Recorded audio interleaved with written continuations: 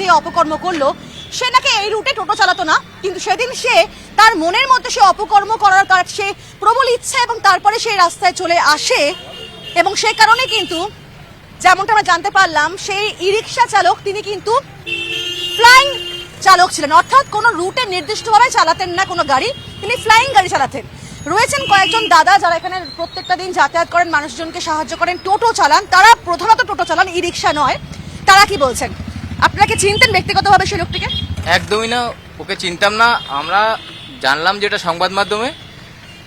উনি জগৎপুরে আমাদের টোটো নয়, ওটা ভ্যান রিক্সা চালাতো উনি। ঘটনাটা ঘটিয়েছে অ্যাকচুয়ালি উনি জগৎপুর থেকে এসে যে ঘটনাটা এখানে আমাদের ঘটিয়েছে সেটা হচ্ছে আমাদের নিউ টাউন লোয়ার ব্রিজ সংলগ্ন জায়গায় একটা ঝোপের মধ্যে, সেটাও সরকারি জায়গা। হ্যাঁ, একটু হলেও তো খারাপ লাগবেই।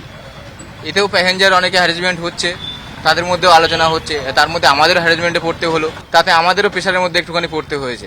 এই দাদাই পরিষ্কার মুখে বললেন তাদেরও কোথাও কি খারাপ লাগছে। কেন খারাপ লাগছে? কারণ তারাও একজন চালক, তারাও যাত্রীদেরকে নিরাপদে তাদের গন্তব্যস্থলে পৌঁছে দেন, তাদের উপর একটা দায়িত্ব বর্তায়। এবং এখন যখন প্যাসেঞ্জাররা যখন এই টোটোতেই উঠছে, তারা যাতায়াত করছে, তখন তাদের মধ্যে একটা কানাঘুষো চলছে, আলোচনা হচ্ছে। কারণ যে ব্যক্তি ঘটনা ঘটালো সে একজন ই রিক্সা চালক ছিল, তো কোথাও কি তাদেরও একটা খারাপ লাগা।